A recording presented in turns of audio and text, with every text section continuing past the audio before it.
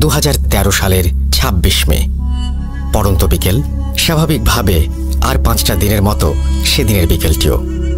রৌদ্রতাপে pitch ঢালা রাস্তায় মানুষের চলাফেরা যেন নিত্যদিনের মতো। কিছুটা এগিয়ে যেতেই রাস্তার মাঝে একটি ভিড় দেখা যাচ্ছিল, আর ধীরে ধীরে উৎসুক জনতা এক এক করে সেই ভিড়ের মাঝে সামিল হতে লাগলো। সময়ের সাথে সাথে ভিড় বাড়তে থাকে, আর সেই ভিড়ের মাঝেই সবাই আবিষ্কার করে স্কুল ইউনিফর্ম পরা 16-17 বছর বয়সী এক কিশোরকে, যে কিনা রাস্তার মাঝে অচেতন অবস্থায় পড়ে আছে। অনেকেই মনে করে ছেলেটি হয়তো রোদের প্রচণ্ড তাপে মাথা ঘুরে পড়ে গিয়েছে। 2-1 ব্যক্তি ছেলেটির শরীরে হাত রেখে বুঝতে পারে যে ছেলেটি আসলে আর বেঁচে নেই। বিষয়টি নিশ্চিত হতে কয়েকজন ছেলেটির গলায় হাত দিয়ে এবং কবজি পরীক্ষা করে দেখে, অর্থাৎ নাড়ি পরীক্ষা করে দেখে ছেলেটি সত্যিই মারা গিয়েছে। নিথর দেহ নিয়ে সে রাস্তার এক পাশে পড়ে আছে। ছেলেটির মৃত্যু নিশ্চিত হওয়ার পর উপস্থিত জনতার মাঝে কেউ একজন পুলিশে ফোন করে। যথারীতি কিছুক্ষণ পরে পুলিশ চলে আসে। তারা এসেই উৎসুক জনতার ভিড় সরিয়ে দিয়ে চারিদিকে আইনি প্রক্রিয়ায় ঘিরে ফেলে এবং ছেলেটির শার্ট প্যান্টের পকেট চেক করতে থাকে, এতে করে যদি ছেলেটির কোনো পরিচয় বা ঠিকানা পাওয়া যায়। কিন্তু অনেক খোঁজাখুঁজির পরেও ছেলেটির ব্যাগ থেকে উত্তরবঙ্গের কোনো একটা জেলার একটি ঠিকানা ছাড়া আর কিছুই পাওয়া যায় না। এরপর পুলিশ লাশটিকে ময়নাতদন্তের জন্য, অর্থাৎ পোস্টমর্টেমের জন্য বাংলাদেশের স্বনামধন্য একটি মেডিকেল কলেজে পাঠিয়ে দেয়। কিছুক্ষণের মধ্যেই যথারীতি লাশটি মেডিকেলে পৌঁছে যায়। সেখানে থাকা একজন চিকিৎসক লাশটিকে শেষবারের মতো পরীক্ষা করে এবং একটি স্ট্রেচারে করে মর্গে পাঠিয়ে দেন। অল্প কিছু সময়ের মাঝেই ডোম চলে আসে। ডোম ছিল মধ্যবয়স্ক একজন পুরুষ, মাথায় কাঁচা পাকা চুল আর মুখে চাপ দাঁড়ি। সেই মুহূর্তে সে নেশায় একদম বুঁদ হয়েছিল। ডোমরা সাধারণত এমনই হয়ে থাকে, লাশ কাটার আগে তাদের প্রচুর পরিমাণে নেশা করতে হয়। ডোম পোস্টমর্টমের জন্য রেডি হয়, কিন্তু কর্তব্যরত চিকিৎসক তখনও অনুপস্থিত। মেডিকেলের একজন স্টাফ এসে তাকে খবর দিয়ে যায় ডাক্তারের আসতে একটু দেরি হবে। ডোম অনেক এক্সপেরিয়েন্সড হবার ফলে সে ডাক্তারকে ছাড়াই লাশ কাটা শুরু করবে বলে ভাবে, আর সাথে এও ভাবে যে লাশের অর্গ্যানগুলো কেটে আলাদা করে রাখলে ডাক্তার সাহেব পরে এসে স্বল্প সময়ে সেগুলো দেখে নিয়ে কাজ শেষ করতে পারবে। এই ভেবে সে লাশ কাটতে শুরু করে দিল। লাশ কাটার এক পর্যায়ে গলার মাঝ বরাবর একটা অংশ কাটার পর সেই ডোম সেখানে একটি পাথর দেখতে পেল। রক্ত লেগে থাকার কারণে পাথরের রং বোঝা যাচ্ছিল না, বিধায় সে পাথরটি নিয়ে পাশে থাকা বালতির ভেতরে, অর্থাৎ বালতির পানিতে ধুয়ে দেখল যে নীল রঙের একটি পাথর। পাথরটি দেখে বেশ দামি বলে মনে হচ্ছিল, তাই সে লোভ সামলাতে না পেরে পাথরটি নিজের প্যান্টের পকেটে ঢুকিয়ে ফেলে আর ভাবতে থাকে যে এই পাথর বিক্রি করেই নেশার সামগ্রী কেনা যাবে। এরপর সে লাশ কাটা শেষ করবে। ঠিক এমন সময় কর্তব্যরত চিকিৎসক চলে আসেন মর্গে, আর অনেকটা সময় নিয়ে লাশের বিভিন্ন অর্গান চেক করে উনি ডমকে বলেন, ছেলেটির মৃত্যুর কারণ আমার বোঝা হয়ে গেছে, আপনি লাশের সেলাই সহ বাকি কাজ শেষ করে ফিরে যেতে পারেন, আমি বেরোচ্ছি। এই বলে ডাক্তার মর্গের রুম থেকে বেরিয়ে চলে যান, আর ডোম লাশটি সেলাই করছিল। এমন সময় সে এক পুরুষ কণ্ঠের করুণ সুরে কান্নার আওয়াজ শুনতে পায়। কান্নার আওয়াজটা এতটাই করুণ ছিল যে কোনো ব্যক্তির কানে গেলে কষ্টে তার বুক ফেটে যাবে। ডোম তার সেলাই থামিয়ে মনে মনে ভাবছিল, এত বছর ধরে এখানে কাজ করছি, আজ পর্যন্ত কিছুই শুনলাম না, আবার কিছু দেখলামও না, তাহলে হঠাৎ এমন কান্নার আওয়াজ কোত্থেকে আসছে? যাকে মনে হয় আজকে একটু বেশি নেশা করে ফেলেছি, তাই এসব ভুলভাল শুনছি। মনে মনে নিজের সাথে এসব কথা বলে ডম তার লাশ সেলাইয়ের কাজে মনোযোগ দেয়। লাশ সেলাই প্রায় শেষ। ঠিক এমন সময় সে শুনতে পায় কোনো পুরুষ কণ্ঠ খুব সুন্দরভাবে তাকে বলছে, যেটা নিয়েছ সেটা দয়া করে ফেরত দিয়ে দিও, না হলে বড় ক্ষতি হবে। ডোম এই কথা শুনে সেলাই বন্ধ করে দেয় আর প্রচণ্ড ভয়ে ঘামতে থাকে। সে একটু সাহস নিয়ে জিজ্ঞাসা করে, কে কে কে কথা বলছে, কে? ডোমের কথা শেষ হবার আগেই সেই পুরুষ কণ্ঠ আবার বলে ওঠে, যা নিয়েছ ফেরত দিয়ে দিও, নইলে বড় ক্ষতি হবে। এবার ডোম আরো ভয় পেয়ে যায়, কিন্তু সে নিজেকে সান্ত্বনা দিয়ে ভয় কাটাতে শব্দ করতেই থাকে, হ্যাঁ হ্যাঁ হ্যাঁ, আজকে হয়তো একটু বেশি চড়িয়ে ফেলেছি, তাই এসব আওয়াজ শুনছি। সে একটু ভয়ে ভয়ে লাশ সেলাই করতে করতে ভাবে, এই পাথরটা বিক্রি করে নেশার জিনিস কিনবো, এটা আমি ঠিক নিয়েই যাব। এরপর সে আবার লাশ সেলাইয়ে মন দেয়। সেলাই শুরু করতেই তার মনে হতে থাকে মর্গের ভেতর সে ছাড়াও অন্য কারো উপস্থিতি আছে। তার কানের কাছে কান্নার সেই আওয়াজ যেন আরও স্পষ্টভাবে আসতে থাকে, আর একটু পরপর আওয়াজটা তার বাম কান থেকে ডান কানের দিকে, আবার ডান কান থেকে বাম কানের দিকে ঘুরতে থাকে। পরক্ষণেই কান্নার আওয়াজ থেমে যায় আর রুমটি একদম পিনড্রপ সাইলেন্ট হয়ে যায়। হঠাৎ সেই নীরবতা ভেঙে আবারও ডোম শুনতে পায় কেউ রুমের 4টা কোণা থেকে একসাথে বলছে, ফিরিয়ে দাও, দয়া করে ফিরিয়ে দাও, ওটা নিয়ে যেও না এখান থেকে, ফিরিয়ে দাও। ডোমে সব শুনে অস্থির হয়ে নিজেকে বলতে থাকে, সব ভুল, আমি ভুল শুনছি আমি। এভাবেই নিজের সাথে কথা বলতে বলতে ডোম লাশ সেলাই শেষ করে ফেলে, আর সে ভয়ে ভয়ে খুব দ্রুত লাশটিকে ঢেকে দেয় আর হিমাগারে রেখে তড়িৎ বেগে মর্গ ত্যাগ করে। কিছুক্ষণ পর পুলিশ আসে ময়নাতদন্তের কাজ শেষ হয়েছে কিনা জানার জন্য। ময়নাতদন্ত শেষ হয়ে গেছে দেখে মেডিকেলের সমস্ত পেপার ওয়ার্ক সম্পূর্ণ করে লাশটিকে ছেলেটির ব্যাগে থাকা একটি ঠিকানায় পাঠাবার জন্য অ্যাম্বুলেন্সের কাছে হস্তান্তর করা হয়। জীবনে প্রথমবারের মতো মাইক্রোবাসের স্টিয়ারিং ছেড়ে অ্যাম্বুলেন্সের স্টিয়ারিংয়ে হাত রাখলেন অ্যাম্বুলেন্স চালক। তার জীবনের প্রথম ভাড়ায় এই লাশটি বহন করে নিয়ে যেতে হবে প্রায় 1.5 ঘন্টার পথ। হাসপাতালের সব ঝামেলা মিটিয়ে লাশ নিয়ে ঠিক 10টায় রওনা দিলেন অ্যাম্বুলেন্স চালক ও তার সহযোগী লাশটির প্রথম গন্তব্যস্থল ছেলেটির এলাকার থানায়। হাসপাতাল থেকে বেরিয়ে প্রায় 1.5 ঘন্টার পথ।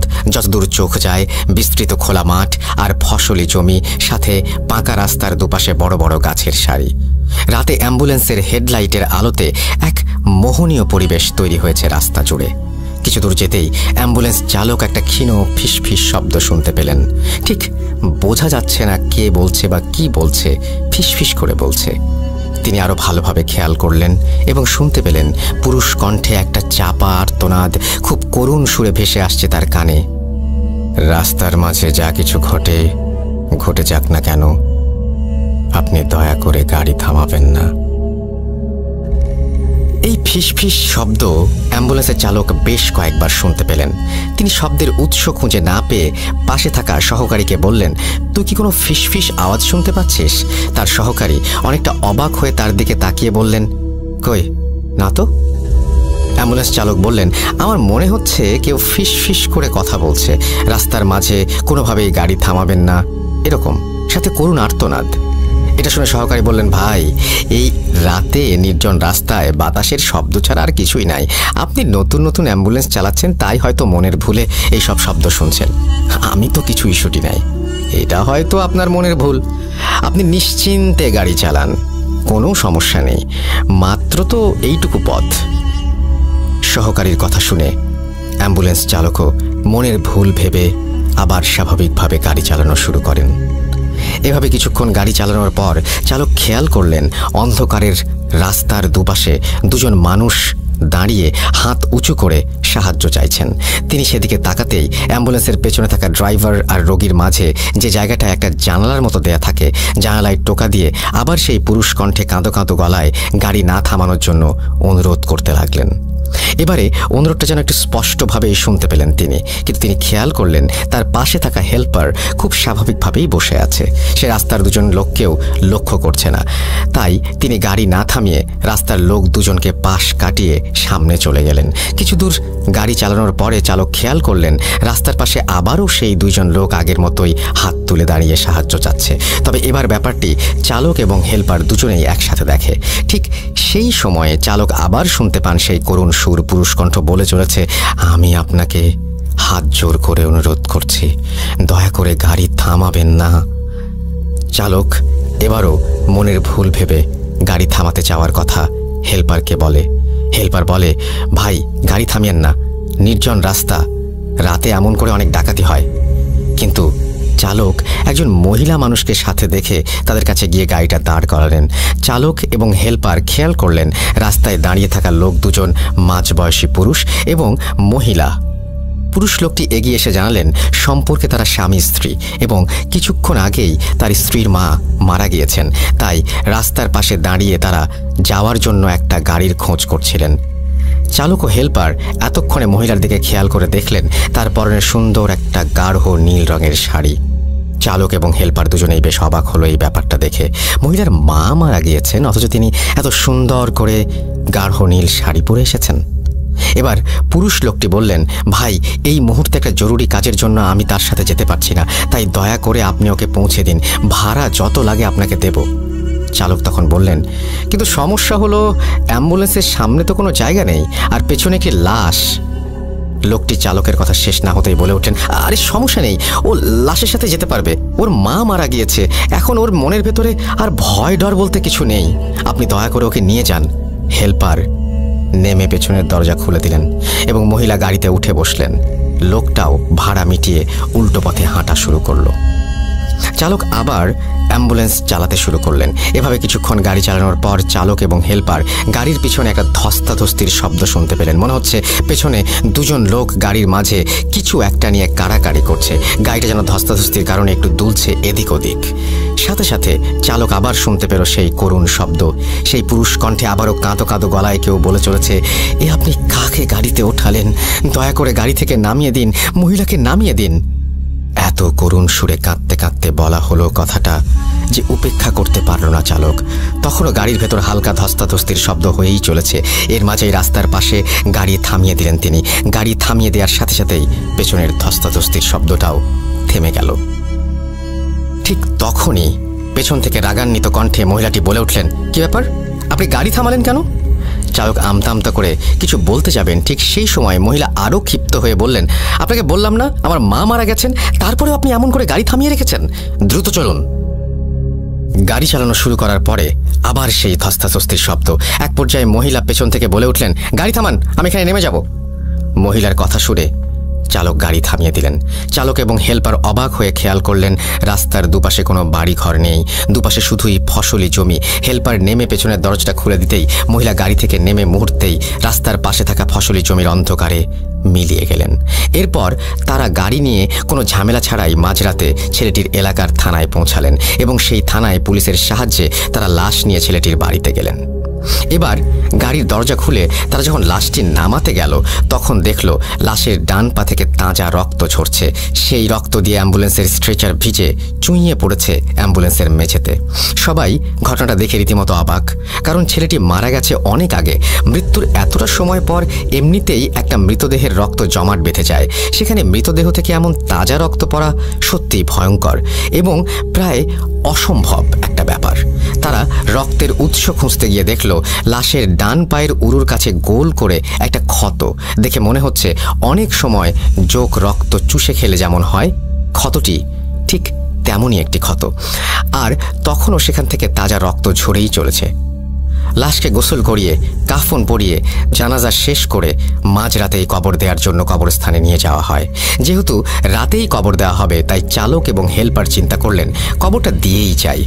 লাশ যখন কবরে নামিয়ে বাঁশের খাড়াল বিছিয়ে কবর দেয়া হচ্ছে, চালক আর হেল্পার তখন কবর থেকে একটু দূরে দাঁড়িয়ে হঠাৎ খেয়াল করলেন তার থেকে কয়েকটা কবর সামনেই 16-17 বছর বয়সী একটা ছেলে মাটিতে বসে এক দৃষ্টিতে তাকিয়ে আছে তাদের দিকে আর অঝরে কেঁদে চলেছে। তিনি ভাবলেন সে হয়তো মারা যাওয়া ছেলেটির বন্ধু, তাই বন্ধুর মৃত্যুতে এমন করে কান্না করছে। কিন্তু একটু পরে খেয়াল করলেন ছেলেটি শুধু তার দিকেই তাকিয়ে কান্না করে যাচ্ছেন আর অন্য কারো দিকে তাকাচ্ছেন না। তিনি ভালো করে খেয়াল করে দেখলেন অন্য কেউ ছেলেটিকে দেখছেও না। ব্যাপারটা তখন বেশ ভয়ের আর অদ্ভুত লাগে তার কাছে। কবর দেওয়া শেষ করে তারা যখন বাড়ির পথে যাত্রা শুরু করলেন তখন চালক খেয়াল করলেন গাড়ির হেডলাইটের আলোতে রাস্তার পাশে কবরস্থানে কাঁদতে থাকা সেই ছেলেটি রাস্তার পাশে বসে ঠিক আগের মতোই তার দিকে তাকিয়ে আছে এবং কান্না করছে। সে কিছুক্ষণ পরপরই রাস্তার পাশে এমন করে ছেলেটিকে দেখছিল। চালক তখন অনেকটা ভয় পেয়ে যান। তার মনে তখন একটাই প্রশ্ন, তিনি ছেলেটাকে পার করে আসার পরেও কেন বারবার এমন দেখছেন আর শুধুমাত্র তার দিকে তাকিয়েই বা কেন কান্না করছে? এসব ভাবতে ভাবতে কিছু দূর এগিয়ে আবার দেখেন ছেলেটি রাস্তার পাশে তার দিকে তাকিয়ে কান্না করছে। চালক আবার ছেলেটির দিকে তাকাতেই হেল্পার চিৎকার দিয়ে ওঠে। হেল্পারের চিৎকার শুনে সামনে তাকাতেই চালক দেখে অপর দিক থেকে একটা দ্রুত গতিতে মালবাহী ট্রাক ছুটে আসছে। কিছু বুঝে ওঠার আগেই এসে সজোরে ধাক্কা দেয় অ্যাম্বুলেন্সটাকে। অ্যাক্সিডেন্টের সাথে সাথেই জ্ঞান হারিয়ে ফেলেন অ্যাম্বুলেন্সের চালক এবং হেল্পার। কিন্তু জ্ঞান হারানোর কয়েক মুহূর্ত পরেই আবার তাদের জ্ঞান ফিরে আসে। চালক এবং হেল্পার দেখতে পান তাদের কিছুই হয়নি। একটু আগে যে ট্রাকের সাথে অ্যাক্সিডেন্ট করলো তারা, তার কোনো চিহ্নও নেই। আর এই সব কিছু একদম ঠিকঠাক আছে। একটু পর নিজেকে স্বাভাবিক অবস্থায় ফিরিয়ে এনে একটু ভয়ে ভয়ে চালক আবার গাড়ি চালাতে শুরু করলেন। আবারও একটু দূরে এসে তিনি খেয়াল করলেন আবারও সেই ছেলেটি রাস্তার পাশে বসে তার দিকে তাকিয়ে আছে আর একটানা কান্না করেই চলেছে। ছেলেটির দিকে তাকাতেই তারা আবার আগের মতো করেই অ্যাক্সিডেন্ট করলো। আবার কয়েক মুহূর্তের জন্য জ্ঞান হারানোর পর জ্ঞান ফিরে দেখেন সবকিছু ঠিক এবং স্বাভাবিক। এবার চালক হেল্পার প্রচণ্ড রকমের ভয় পেয়ে যান। গাড়ির চালক আস্তে আস্তে গাড়ি চালানো শুরু করেন। কিছুক্ষণ বেশ স্বাভাবিকভাবে আসার পর দুজনে খেয়াল করেন রাস্তার পাশে বিশাল এক গাছের ডাল ভেঙে পড়ে আছে তাদের অ্যাম্বুলেন্সের সামনে। এটা দেখে দুজনেই অ্যাম্বুলেন্স থেকে নেমে দৌড় দেয় সামনের দিকে। একটু সামনেই তারা দেখতে পায় একটা চায়ের দোকান, আর দোকানে কয়েকজন লোক বসে চা খাচ্ছে। তারা সেদিকে দৌড়ে গেলে লোকগুলো উঠে দাঁড়ায়। চায়ের দোকানি তাদের বলে, আপনারা রাস্তার মাঝে গাড়ি রেখে এভাবে দৌড়িয়ে আসছেন কেন? অ্যাম্বুলেন্স চালক তখন বলেন, দেখলেন না আমাদের গাড়ির উপর একটা গাছ ভেঙে পড়লো। চায়ের দোকানি সহ সবাই অর্থাৎ বাকি সবাই তখন অবাক হয়ে তাদের দিকে তাকিয়ে আছে। দোকানি বলে, কোথায় গাছের ডাল ভেঙে পড়েছে? সবকিছু তো ঠিকই আছে। আমি দেখলাম আপনারা গাড়ি থেকে নেমে আসছেন, হঠাৎ কি হলো আপনি মাঝ রাস্তায় গাড়ি হার্ড ব্রেক করলেন, তারপর দুজন গাড়ি থেকে নেমে সোজা আমাদের দিকে দৌড় দিয়ে আসলেন। এই কথা শুনে চালক এবং হেল্পার দুজনেই পেছনের দিকে তাকিয়ে কোথাও কোনো গাছের ডালের চিহ্ন দেখতে পেল না। ফাঁকা রাস্তার মাঝে তাদের গাড়ি দাঁড় করানো, তারা বাকি রাতটা ভয়ে ভয়ে এই চায়ের দোকানেই কাটিয়ে সকালে চলে গেল। চালক অ্যাম্বুলেন্স চালানোর প্রথম দিনই এমন এক ভয়ঙ্কর অভিজ্ঞতার কারণে সেদিন বাড়ি ফিরে এই অ্যাম্বুলেন্স চালানোর চাকরি বাদ দিয়ে দিলেন। কিন্তু ঘটনা যেন তখনও তার পিছু ছাড়ছে না। তিনি প্রায় প্রতি রাতে একটা অদ্ভুত স্বপ্ন দেখতে শুরু করেন। তিনি স্বপ্নে দেখেন একজন 50 ব্যক্তি তার কাছে এসে সেদিন রাতে গাড়ি থামিয়ে সেই মহিলাকে গাড়িতে তোলার ব্যাপারে খুব রাগান্বিত হয়ে অভিযোগ জানাচ্ছেন। কেন সেদিন রাতে এতবার বলার পরেও সে গাড়ি থামিয়ে ওই মহিলাকে গাড়িতে তুললেন এটা বারবার জানতে চাচ্ছেন। এই বৃদ্ধ লোকটাকে তিনি এর আগে কোথাও দেখেননি বা চেনেন না। এরপর একটা পর্যায়ে গিয়ে দেখলেন লোকটা তাকে একটা অজানা জিনিস ফিরিয়ে দেওয়ার জন্য অনুরোধ জানাচ্ছেন। তার একটু পরেই অ্যাম্বুলেন্স চালকের ঘুম ভেঙে যায়। তিনি এই স্বপ্নের কোনো ব্যাখ্যা বুঝতে পারেন না। তিনি প্রথম দিন এটা স্বাভাবিকভাবেই মেনে নিলেন।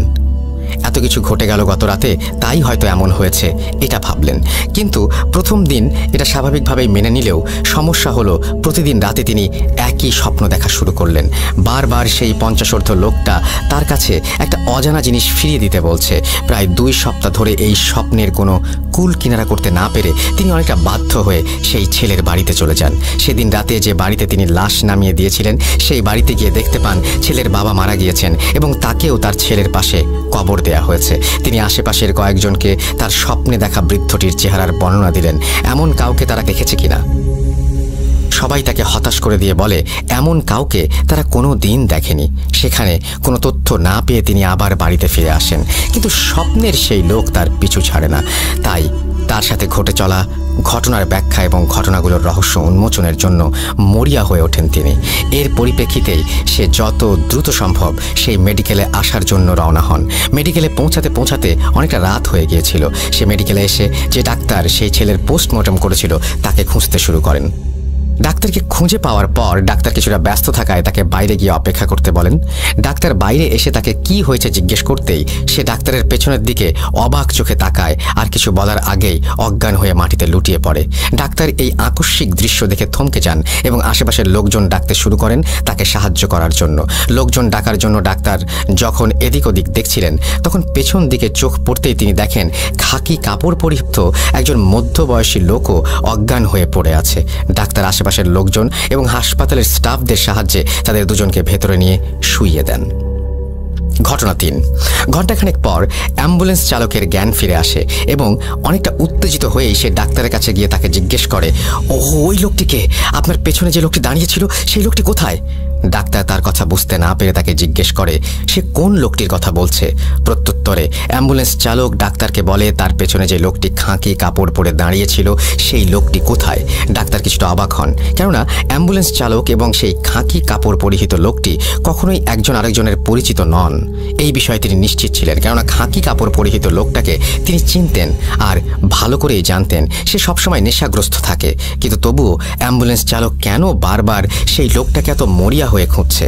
ডাক্তার তার সব চিন্তা ভাবনাকে মনের মধ্যে লুকিয়ে রেখে অ্যাম্বুলেন্স চালকটিকে সেই খাঁকি কাপড় পরিহিত লোকটার বিছানার কাছে নিয়ে যান এবং জিজ্ঞেস করেন সে এই বিছানায় শুয়ে থাকা লোকটির কথাই জিজ্ঞেস করছিল কিনা। উত্তরে অ্যাম্বুলেন্স চালক হ্যাঁ বলেন এবং সেই লোকটির দিকে এক দৃষ্টিতে তাকিয়ে থাকেন এবং লোকটির পরিচয় জানতে চান। ডাক্তার তাকে জানায় বিছানায় পড়ে থাকা লোকটি এই হসপিটালের ডোম। ডাক্তার কোনো কিছু বুঝতে না পেরে অ্যাম্বুলেন্স চালককে সবকিছু খুলে বলার অনুরোধ করেন। অ্যাম্বুলেন্স চালক ডাক্তারকে কিছু বলতে যাওয়ার আগেই বিছানায় শুয়ে থাকা ডোমের জ্ঞান ফিরে আসে। ডোমের জ্ঞান ফিরে আসার সাথে সাথে সে অ্যাম্বুলেন্স চালকের দিকে তাকিয়ে অবাক প্রশ্ন করতে থাকে সে কে এবং কেনই বা সে বারবার তার স্বপ্নে আসে। ডোমের কথা শুনে অ্যাম্বুলেন্স চালক এক প্রকার বাকরুদ্ধ হয়ে যান। কিছু সময় পর সে নিজেকে স্বাভাবিক অবস্থায় ফিরিয়ে এনে অনেকটা বিরক্তি নিয়ে ডোমকে সেই একই প্রশ্নগুলো করতে শুরু করে।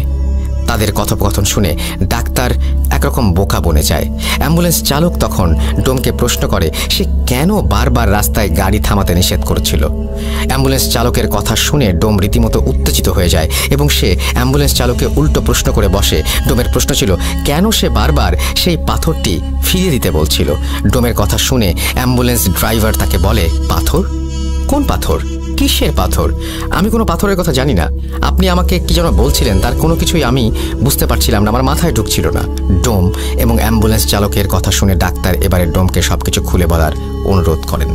ডোম তখন অ্যাম্বুলেন্স চালককে উদ্দেশ্য করে বলতে থাকেন 2 সপ্তাহ আগে হাসপাতালে 16-17 বছর বয়সী একটি ছেলে আসে, অর্থাৎ তার লাশ আসে।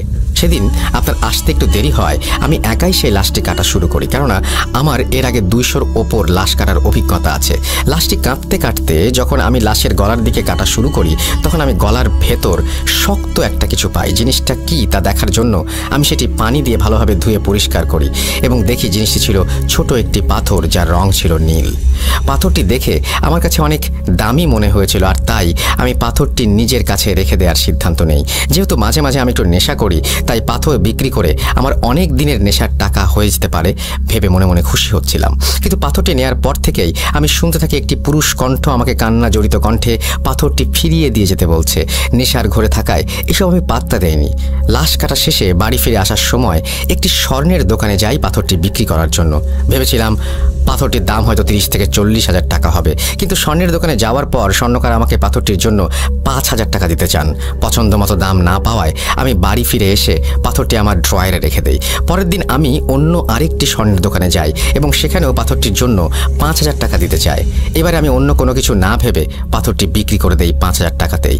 পাথরটি বিক্রি করে মনে মনে কিছুটা খুশি হই, কেননা সেই মুহূর্তে 5,000 টাকাই আমার জন্য অনেক টাকা ছিল। পাথর বিক্রি করে সেই টাকা থেকে আমি বাসায় আবার 300 টাকা খরচ করি এবং বাসায় এসে ঘুমানোর আগে আমার ড্রয়ারে 4,700 টাকা রেখে দেই। পরের দিন সকালে আমি যখন বাইরে যাওয়ার জন্য ড্রয়ার খুলে টাকা নিতে যাই তখন আমি দেখি ড্রয়ারে কোনো টাকা নেই আর টাকার জায়গায় সেই নীল পাথরটি রাখা। এই দৃশ্য দেখে আমি প্রচণ্ড রকমের অবাক হয়ে যাই এবং পাথরটি কিভাবে আমার ড্রয়ারে ফিরে এলো এটি নিয়ে ভাবতে থাকি। কিন্তু আমার মাথায় কোনো কিছুই আসছিল না, কেননা পাথরটি আমি নিজে না নিয়ে এলে কোনোভাবেই এখানে আসার সম্ভাবনা নেই। তবুও আমার স্ত্রীকে ডেকে জিজ্ঞেস করি কেউ এসে পাথরটি দিয়ে গিয়েছিল কিনা। পরক্ষণেই আবার মনে পড়ে আমি তো কাউকেই আমার বাসার ঠিকানা দেইনি, তাহলে এই পাথরটি কেউ এসে কিভাবে দিয়ে যাবে। এসব ভাবতে ভাবতে আমি আবার পাথরটি বিক্রি করতে আগের স্বর্ণের দোকানে যাই। স্বর্ণের দোকানে যাওয়া মাত্রই স্বর্ণকার এবং দোকানের অন্য লোকজন আমাকে একরকম বেঁধে ফেলে। আমি তাদের কাছে কারণ জিজ্ঞাসা করলে তারা বলে আমি নাকি গতকাল রাতের বেলা তাদের দোকানের সামনে গিয়ে স্বর্ণকারকে ফোন দেই এবং তাকে পাথরটি ফিরিয়ে দিতে বলি এবং পাথর ফিরিয়ে না দিলে আমি নাকি দোকান ভাঙচুর করব হুমকি দেই। স্বর্ণকার ওই রাতেই দ্রুত এসে আমাকে পাথরটি ফিরিয়ে দেওয়ার পর আমি নাকি তাকে 4,700 টাকা দেই। আর স্বর্ণকার বাকি 300 টাকা কোথায় জানতে চাইলে আমি নাকি স্বর্ণকারকে দুটো চর মেরে সেখান থেকে পাথরটা নিয়ে চলে আসি। স্বর্ণকারের কথা বিশ্বাস না করায় সে আমাকে তার দোকানের সিসিটিভি ফুটেজ দেখাতে চায় আর আমিও রাজি হয়ে যাই। কিন্তু অবাক করা ব্যাপার হলো সেদিন রাতের কোনো ফুটেজই ক্যামেরায় ধরা পড়েনি। এরপর আমি স্বর্ণকারকে বুঝিয়ে শুনিয়ে পাথরটি আবার তাকে দিয়ে 4,700 টাকা নিয়ে বাসায় চলে আসি। বাসায় ফিরে আসার আগে আমি আবার সেই 300 টাকা খরচ করেছিলাম। ঘুমানোর আগে আমি টাকা ড্রয়ারে রেখে দিয়েছিলাম এবং সকালে উঠে আবারও পাথরটি নিয়ে আবার স্বর্ণকারের কাছে যাই। এবারে স্বর্ণকার আমাকে তার কয়েকজন লোক দিয়ে মারধর করতে শুরু করে। আমি তাকে মারধরের কারণ জিজ্ঞাসা করলে সে আমাকে বলে আমি নাকি গতকাল রাতেও আগের মতোই এসে তাকে ফোন দেই এবং পাথরটি ফেরত চাই। এবারে স্বর্ণকার তার সাথে আরও দুজন লোক নিয়ে আসে যেন আমি তাকে আর মারতে না পারি, কিন্তু এবারও নাকি আমি তাকে 4,400 টাকা ফেরত দিতে গেলে সে বাকি টাকাটা কোথায় জিজ্ঞেস করার পর আমি একাই স্বর্ণকার এবং তার সাথে থাকা 2 ব্যক্তিকে মেরে সেখান থেকে চলে আসি। এবারে আমি আর পাথরটি বিক্রি করিনি। পাথরটি পাওয়ার পর থেকেই আমি রাতের বেলা স্বপ্ন দেখতে শুরু করি, আর স্বপ্নের সেই ব্যক্তিটি আর কেউ না, তিনি হচ্ছেন অ্যাম্বুলেন্স চালক। আপনি আমার স্বপ্নে এসে পাথরটি ফেরত দিতে বলছেন। আমি মনের ভুল ভেবে বারবার এসব কিছু অগ্রাহ্য করে যাচ্ছিলাম, কিন্তু প্রতিদিনই আমি স্বপ্ন দেখি আপনি আমাকে বারবার পাথরটি ফেরত দিতে বলছেন। আপনি কেন আমার সাথে এরকম করছেন? কে আপনি? কি চান আমার কাছে? অ্যাম্বুলেন্স চালক ডোমের এই কথাগুলো শুনে কোনো অর্থই খুঁজে পাচ্ছিল না এবং সে নিজের দেখা স্বপ্নের কথাও ডোমকে জানায়। ডাক্তাররা তখন চুপচাপ দাঁড়িয়ে তাদের কথা শুনছিল। এবার সে বলতে শুরু করে, ওই লাশের পোস্টমর্টম হবার পর থেকে আমার সাথেও ছোটোখাটো কিছু ঘটনা ঘটছে। যেদিন আমি লাশটার পোস্টমর্টম করি সেদিন থেকেই আমি রাতের বেলা প্রায় সময়ই দেখতাম 16-17 বছর বয়সী একটি ছেলে, যার হাতে অনামিকা আঙুলটি কাটা, এবং সে আমার বারান্দায় বসে কাঁদছে এবং আমার দিকে তাকিয়ে হাত এমনভাবে ইশারা করছে যেন সে আমাকে তার কাছে ডাকছে কিছু বলবার জন্য। আমি মনের ভুল ভেবে অন্যদিকে মনোনিবেশ করার পরেও তাকে বারবার দেখতে পাচ্ছিলাম। সে আমাকে বলে মর্গ থেকে নাকি তার একটি জিনিস হারিয়ে গিয়েছে এবং সেটি এই হাসপাতালের সাথে জড়িত কারো কাছেই আছে। সে কান্না করতে থাকে এবং আমাকে তার জিনিসটি খুঁজে দেওয়ার জন্য অনুরোধ করতে থাকে। আমি প্রায় প্রতি রাতেই তাকে আমার বারান্দায় একই অবস্থায় বসে কান্না করতে দেখি এবং সে আমার কাছে বারবার তার হারানো জিনিস খুঁজে দেওয়ার অনুরোধ করে। তাদের 3 জনের কথার পর পরস্পরের মনে যেন এক ধোঁয়াশার সৃষ্টি হয়। তাদের সাথে কি হচ্ছে তারা কেউ কোনো কিছু বুঝতে পারছিল না। কোনো কিছু বুঝতে না পেরে তারা পুলিশের শরণাপন্ন হয়। পুলিশ স্টেশনে গিয়ে সেই লাশটির সম্পর্কে তথ্য জানতে চাইলে পুলিশ সরাসরি তাদেরকে তথ্য দিতে মানা করে দেয় এবং তারা পরীক্ষা নিরীক্ষা ও তদন্তের পর কিছু জানতে পারলে তাদের জানাবে, আর প্রয়োজন পড়লে তাদের ডাকা হবে। পুলিশ তাদের কাছে এই সব তথ্য জানতে চাওয়ার কারণ জানতে চাইলে তারা পুলিশকে সব কিছু খুলে বলে, কিন্তু পুলিশ এইসব অলৌকিক ব্যাপারে হাসি ঠাট্টায় উড়িয়ে দিয়ে তাদেরকে পুলিশ স্টেশন থেকে চলে যেতে বলে। এরপর তারা সকলেই নিজ নিজ বাসায় চলে যায়। তবে অদ্ভুত ব্যাপার হলো সেদিনের পর থেকে অ্যাম্বুলেন্স চালক এবং ডাক্তারের সাথে আর কোনো ধরনের কোনো ঘটনা ঘটেনি, কিন্তু সেদিন থেকে ডোমের জীবন শুরু হয় এক বিভীষিকাময় কালো অধ্যায়ের। বাড়িতে ফিরে আসার পর ডোম আবার স্বপ্ন দেখতে শুরু করে। এবারে সে স্বপ্নে গাঢ় নীল শাড়ি পরিহিত মহিলাকে দেখতে পায়। মহিলা তাকে বারবার সেই অ্যাম্বুলেন্স চালককে একটি জিনিস দিতে নিষেধ করে এবং বলে যদি সে অ্যাম্বুলেন্স চালককে জিনিসটি দেয় তাহলে নাকি অনেক বড় ক্ষতি হবে। কিছুক্ষণ পর সে আবার স্বপ্নে দেখে অ্যাম্বুলেন্স চালক তার স্বপ্নে এসে তার কাছে কিছু একটা চাচ্ছে এবং বলছে যদি সে জিনিসটি তাকে না দেয় তাহলে নাকি সেই গাঢ় নীল শাড়ি পরিহিত মহিলা এসে তার অনেক বড় ক্ষতি করবে। কিন্তু ডোম কিছুতেই বুঝতে পারছিল না সেই মহিলা এবং অ্যাম্বুলেন্স চালক তার কাছে কি চাচ্ছে। অ্যাম্বুলেন্স চালক এবং সেই মহিলাটি ডোমের কাছে আসলে সেই পাথরটি চাচ্ছিল, কিন্তু সে কিছুতেই ভেবে পাচ্ছিল না তারা তার কাছে আসলে কি চাচ্ছে।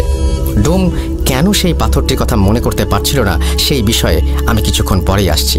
এরপর থেকে ডোম প্রতিদিনই একই স্বপ্ন দেখতে থাকে। নীল শাড়ি পরিহিত মহিলা বারবার তাকে এসে সাবধান করে দিচ্ছিল এবং তার কাছে জিনিসটি চাচ্ছিল, আর এটাও বলছিল জিনিসটা তাকে না দিলে সে তার অনেক বড় ক্ষতি করবে। এর কিছুদিন পর বাইরে থেকে বাজার করে ফিরে আসার সময় একটি রোড অ্যাক্সিডেন্টে ডোমের স্ত্রী মারা যায়। ডোম তখন বুঝতে পারে তার কাছে যে জিনিসটি চাওয়া হচ্ছিল তা না দেওয়ার জন্যই হয়তো নীল শাড়ি পরিহিত মহিলা তার স্ত্রীকে মেরে ফেলেছে। ডোমের স্ত্রী মারা যাওয়ার পর তার স্ত্রীর জানাজা পড়িয়ে দাফন করা হয়। কিছুদিন পর ডোমের স্ত্রীর কুলখানির দিন রাতে স্বপ্নে দেখে সেই শাড়ি পরিহিত মহিলাটি তার কাছে এসে জিনিসটি চাচ্ছে এবং বলছে এখনো সময় আছে, জিনিসটা আমাকে দিয়ে দে। অ্যাম্বুলেন্স চালককে ভুলে ওই জিনিস দিবি না, জিনিসটা তুই আমায় দে, আর যদি তুই আমাকে জিনিসটা না দিস তাহলে তোর মেয়েকে হারাতে হবে, আমি চাইলে তোকেও মেরে ফেলতে পারি। এই স্বপ্ন দেখে ভয়ে ডোমের ঘুম ভেঙে যায় এবং সে ভাবে তার মেয়ের যেন কোনো ক্ষতি না হয়, তাই সে আর মর্গের কাজে যাবে না। এরপর সে সারাদিন বাসায় নিজের মেয়ের সাথে থাকতে শুরু করে। কিন্তু কিছুদিন পর কোনো এক দরকারে ডোম তার মেয়েকে নিয়ে বাসা থেকে বের হয়। দরকার শেষে মেয়ের সাথে কথা বলতে বলতে যখন বাসায় ফিরছিল তখন হুট করেই যে স্থানে ডোমের স্ত্রীর অ্যাক্সিডেন্ট করে মারা গিয়েছিল সেই একই স্থানে আসার পর সে তার মেয়ের কোনো একটা আওয়াজ শুনতে না পেয়ে যখন পেছন ফিরে তাকায় তখন সে দেখে তার মেয়েও সেই একই একই জায়গায় রোড অ্যাক্সিডেন্ট করেছে এবং সাথে সাথে সেখানেই মারা গিয়েছে। এই দৃশ্য দেখে সে হতবাক হয়ে যায়। তার মাথা একেবারেই যেন কাজ করা বন্ধ করে দেয়। বুকের ভেতরে চাপা কষ্ট নিয়ে ডোম তার মেয়েকে দাফন করে বাসায় ফিরে আসে। সেদিন রাতে এসে সেই নীল শাড়ি পরিহিত মহিলাটিকে স্বপ্ন দেখে ডোম। মহিলাটি তাকে বলে, তোকে বারবার সাবধান করেছিলাম আর বলেছিলাম আমাকে জিনিসটা দিয়ে দে, কিন্তু জিনিসটা দিচ্ছিস না। আবারও বলছি, আমাকে জিনিসটা দিয়ে দে। তোর স্ত্রী সন্তানকে মারতে পারলে আমি তোকেও মারতে পারি, কথাটা মাথায় রাখিস। তোর পরিবার তো শেষ হয়েই গিয়েছে, কিন্তু তুই মারা গেলে তো সবই শেষ। আমি চাইলে তোকে মারতে পারি, কিন্তু তোকে আমি মারছি না, কারণ আমার দরকারি জিনিসটা তোর কাছেই আছে। বাঁচতে চাইলে জিনিসটা আমাকে দে, আর খবরদার জিনিসটা অ্যাম্বুলেন্স চালককে দিবি না। ডোমের এই স্বপ্ন দেখা শেষ হওয়ার সাথে সাথেই সে আবার স্বপ্নে অ্যাম্বুলেন্স চালককে দেখতে পায়। অ্যাম্বুলেন্স চালক তাকে বলে, জিনিসটা দয়া করে আমাকে দিয়ে দিন। আপনার পরিবারের দুজন সদস্য ইতোমধ্যে মারা গেছে। আপনি যদি বাঁচতে চান তাহলে জিনিসটা আমাকে দিয়ে দিন দয়া করে। সেই মহিলা আপনাকেও মেরে ফেলবে। কিন্তু ডোম কিছুতেই বুঝতে পারছিল না তার স্বপ্নে দেখা দুজন ব্যক্তি তার কাছে কি চাচ্ছে, আর সে কিভাবেই বা সেই জিনিস তাদেরকে দেবে। এসব চিন্তা তাকে প্রায় পাগল করে ফেলে। তাই সে একদিন তার বন্ধুর কাছে তার সাথে ঘটে যাওয়া ঘটনাগুলো শেয়ার করে। ডোমের বন্ধু তার কথা শুনে এক হুজুরের সাথে দেখা করার পরামর্শ দেয় এবং বলে তার নাকি একজন পরিচিত হুজুর আছে, সে চাইলে নাকি তার বন্ধু তার সাথে দেখা করিয়ে দেবে। ডোম তার বন্ধুকে সেই হুজুরের সাথে দেখা করিয়ে দেওয়ার কথা বলে, কেননা সে এসব আর সহ্য করতে পারছিল না। পরের দিন সকালে ডোমের বন্ধু তাকে ফোন দিয়ে বলেন তার এলাকার মসজিদের ইমামের সাথে তিনি কথা বলেছেন এবং ইমাম সাহেব ডোমের সাথে বিকেলে দেখা করতে চেয়েছেন। বিকেলের দিকে ডোম একটু ঘুমিয়ে পড়ে এবং স্বপ্নে সেই মহিলা তার সামনে হাজির হয় এবং তাকে বলে, না না না না, ভুলেও এই কাজ করিস না। ওই হুজুর তোর কোনো উপকার করতে পারবে না। বাঁচতে চাইলে জিনিসটা আমাকে দে, আর এই হুজুরের সাথে দেখা করতে যাস না, কোনো লাভ নেই। স্বপ্ন দেখে ভয়ে ডোমের ঘুম ভেঙে যায়। সে ভাবে যত দ্রুত সম্ভব তার হুজুরের সাথে দেখা করা উচিত। এই ভেবে ডোম খুব দ্রুত বাসা থেকে বের হয় হুজুরের কাছে যাবার উদ্দেশ্যে। কিন্তু রাস্তায় যেখানে তার স্ত্রী এবং মেয়ে রোড অ্যাক্সিডেন্ট করে মারা গিয়েছিল, সেখানেই কাকতালীয়ভাবে তার সাথেও একটি দুর্ঘটনা ঘটে এবং সে পায়ের হাঁটুর নিচ থেকে পুরো অংশ চিরকালের জন্য হারিয়ে ফেলে। রাস্তার আশেপাশে থাকা মানুষজন তাকে ধরাধরি করে হাসপাতালে নিয়ে যায়। আর হাসপাতালে থাকা অবস্থায় ডোম স্বপ্নে দেখে সেই নীল শাড়ি পরিহিত মহিলা তার স্বপ্নে এসে তাকে বলছে, তোকে মানা করেছিলাম হুজুরের কাছে যেতে, তোর এই ভুলের জন্য তুই নিজেই নিজের ক্ষতি করে বসলি।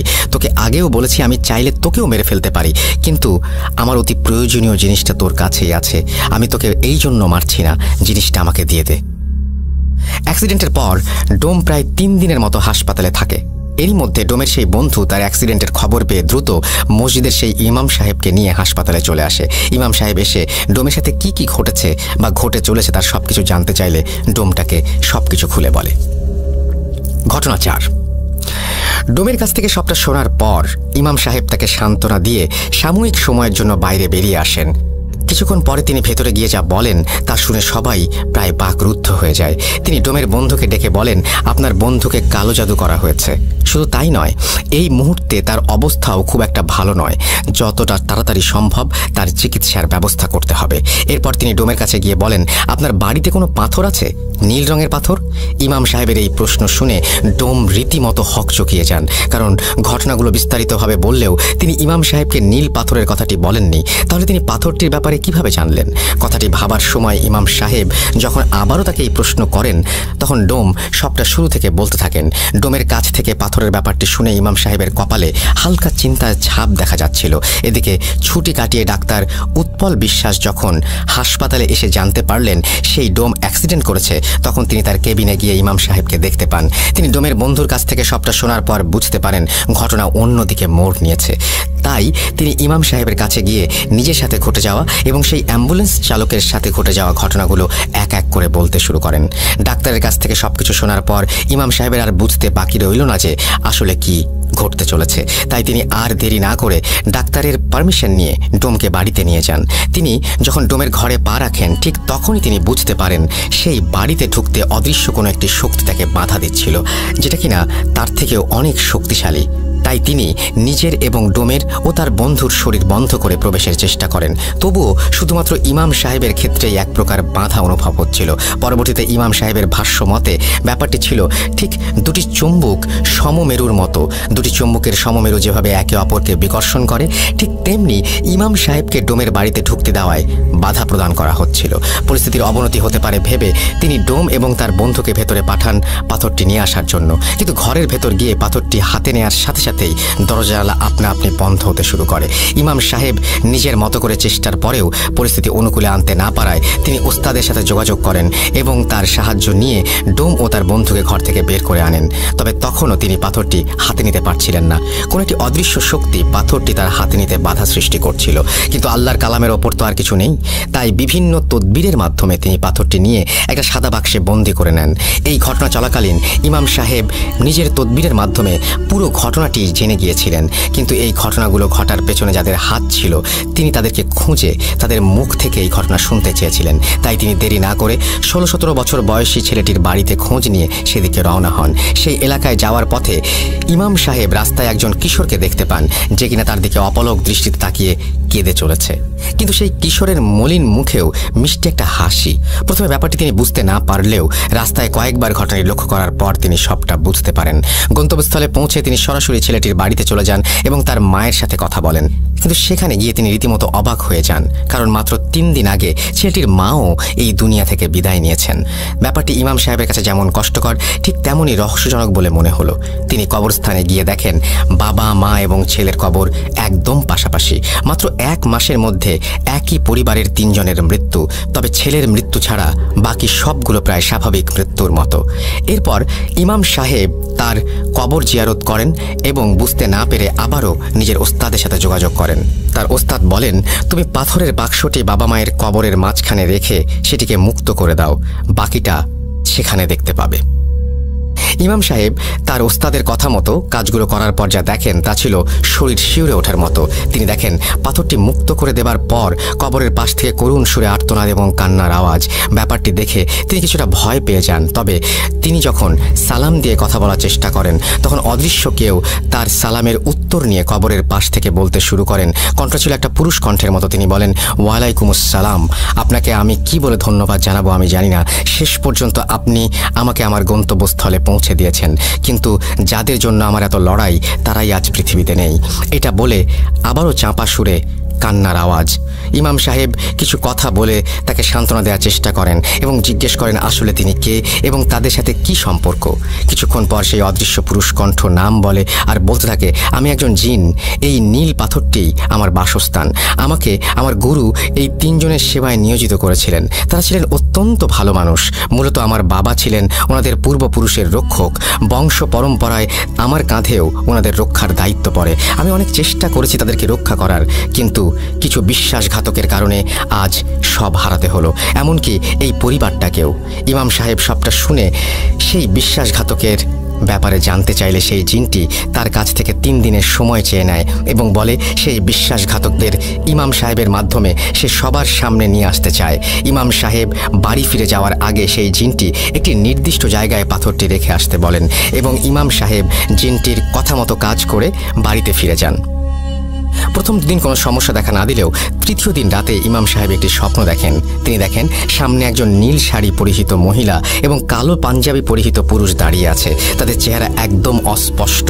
তিনি দেখলেন সেই 2 জন ব্যক্তি কাকে যেন জোর করে ফাঁসিতে ঝুলিয়ে দিয়ে অট্ট হাসি হাসতে হাসতে চলে গেলেন। এরপর ঠিক ফজরের আজানের সময় তার ঘুম ভেঙে যায় এবং তিনি আল্লাহর কাছে এই ধরনের বাজে স্বপ্ন থেকে মুক্তি চেয়ে বাঁ পাশে 3 বার থুতু ফেলেন। দিনটা বেশ ভালোই কাটছিল। ওই দিন সন্ধ্যা 6:30টার দিকে তিনি মাগরিবের নামাজ পড়িয়ে বাড়ি ফেরার পথে পেছন থেকে একজনের সালাম শুনে দাঁড়িয়ে পড়েন।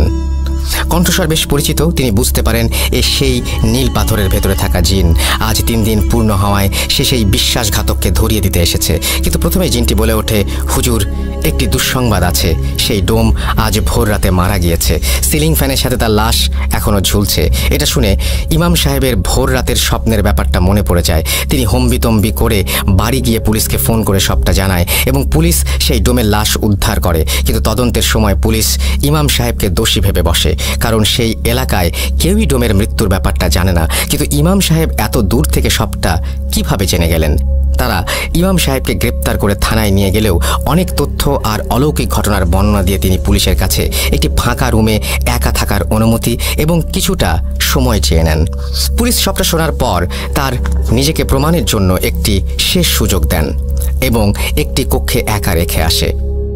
ইমাম সাহেব সেই কক্ষে যাবার পর আসন বসিয়ে জিনটিকে ডাকেন এবং বিশ্বাসঘাতকদের ব্যাপারে জানতে চান।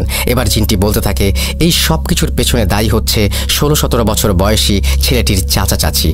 তারাই আমাকে বন্দি করেছে আর তারাই আমাকে মেরেছে। তারা চেয়েছিল আমাকে বন্দি করে অসৎ কাজে ব্যবহার করবে, কিন্তু আল্লাহর অশেষ রহমতে আমি বেঁচে গিয়েছি। ওই চাচা চাচি সবাইকে মেরে স্বার্থ হাসিলের পর গা ঢাকা দেওয়ার জন্য ওই ছেলের বাড়িতেই বেছে নিয়েছে। আপনি যত তাড়াতাড়ি সম্ভব পুলিশের সাহায্য নিয়ে তাদের আটক করুন, নয়তো তারা আরও মানুষের ক্ষতি করবে। জিনের কাছ থেকে সবটা শোনার পর ইমাম সাহেব তাকে বিদায় দিয়ে পুলিশকে সবটা জানান, তবে পুলিশ এ ব্যাপারে বিশ্বাস করতে নারাজ।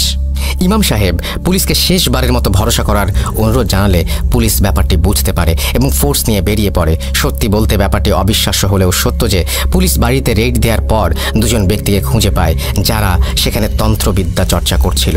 তাদের কাছ থেকে দুটো বই, একটা মাথার খুলি এবং একটি পাত্রে 3টি অনামিকা আঙুল পাওয়া যায়। দুটো আঙুল ডান হাতের এবং একটা বাঁ হাতের। পুলিশ সবকিছু সংগ্রহ করে তাদের আটকের পর ফিরে এলে ইমাম সাহেবের মাধ্যমে আস্তে আস্তে সব রহস্য উন্মোচিত হতে থাকে। সেই চাচা চাচির কাছ থেকে শোনা ঘটনার প্রতিটি অংশ গায়ে কাঁটা দেওয়ার মতো। মানুষ এতটা জঘন্য হতে পারে তা কল্পনারও বাইরে। চাচাচি ইমাম সাহেব এবং পুলিশের কাছে ঘটনাটি যেভাবে বলেছিলেন আমিও ঠিক সেভাবে লেখা শুরু করছি। চাচা, আমি তখন অনেক ছোট, পরিবারের সবচেয়ে ছোট সদস্য হওয়ায় আদরের পরিমাণটা বেশি হলেও কোনো উপহার বা আবদার পূরণের দিক দিয়ে সবার কাছে বড় ভাইয়ের কদর ছিল বেশি। আমাদের 2 ভাইয়ের মধ্যে বড় ভাইকে আব্বা সবচেয়ে বেশি ভালোবাসতেন। ভাই যা চাইতেন আব্বা তাই দিতেন, কিন্তু আমার ক্ষেত্রে এমনটা ছিল না। তাই ছোট থেকে আমার মনে একটা ক্ষোভ জমতে থাকে। বড় ভাইকে এতটা আদর যত্ন করার মূল কারণ হলো নীল পাথরের উত্তরাধিকারী। নীল পাথর হচ্ছে আমাদের পরিবারের রক্ষা কবচ। আমার দাদু একটা সময় জিন পালতেন এবং তাদের অনেকভাবে সাহায্য করতেন বিধায় উপহার স্বরূপ প্রতিটি প্রজন্মের রক্ষী হিসেবে একজন জিন পেয়ে থাকেন। আমার বাবাও পেয়েছিলেন। এদিকে পরিবারের পরবর্তী প্রজন্মের সবার বড় হওয়ায় আমার বড় ভাই ছিল পরবর্তী জিনের মালিক। এ পর্যন্ত সব ঠিক ছিল, কিন্তু মৃত্যুর আগে তিনি সম্পত্তির কিছু অংশ আমাকে দিয়ে বাকিটা বড় ভাইকে দিয়ে দিলেন। তার ধারণা ছিল যেহেতু তার মৃত্যুর পর বড় ভাই আমার দেখাশোনা করবেন, সেহেতু সম্পত্তির বড় অংশটুকু তার কাছে থাক। কিন্তু ব্যাপারটি আমি একদমই মেনে নিতে পারিনি। আমি অনেকভাবে সম্পত্তি হাতানোর চেষ্টা করেছি, কিন্তু সেই নীল পাথরের জিনের কারণে সম্ভব হয়ে ওঠেনি। এরপর ভাইয়ের বিয়ে হয়, একটা ছেলে সন্তানও হয়। এরপর আমারও বিয়ে হয়। বিয়ের পর আমার স্ত্রীকে দেখতাম সে বিভিন্ন মন্ত্র পড়ে অসুস্থ মানুষকে সুস্থ করে তুলত। তাই আমিও তার কাছ থেকে বিষয়গুলো শুনে আগ্রহী হয়ে শিখতে থাকি। একটা সময় আমরা দুজনই কবিরাজি শুরু করে দেই এবং শক্তিশালী মন্ত্র শিখে চর্চা করতে থাকি। এদিকে আমার ভাতিজাও বড় হতে থাকে এবং আবারও সম্পত্তি পাওয়ার আশা শেষ হতে থাকে, কারণ আমার কোনো ছেলে মেয়ে নেই। সম্পত্তি এবং নীল পাথরের ভাগিদার সে একাই। তাই এই ব্যাপারে আমি আমার স্ত্রীর সাথে আলোচনা করলে সে ভাতিজাকে আমাদের দোকানে নিয়ে আসতে বলে। সেখান থেকে আমরা কবিরাজির মাধ্যমে মানুষকে সুস্থ করে দিতাম। আমিও বড় ভাইয়ের সাথে কথা বলে ভাতিজাকে শহরে পাঠিয়ে দিতে বলি এবং ভালো স্কুলে পড়াবার আশ্বাস দেই।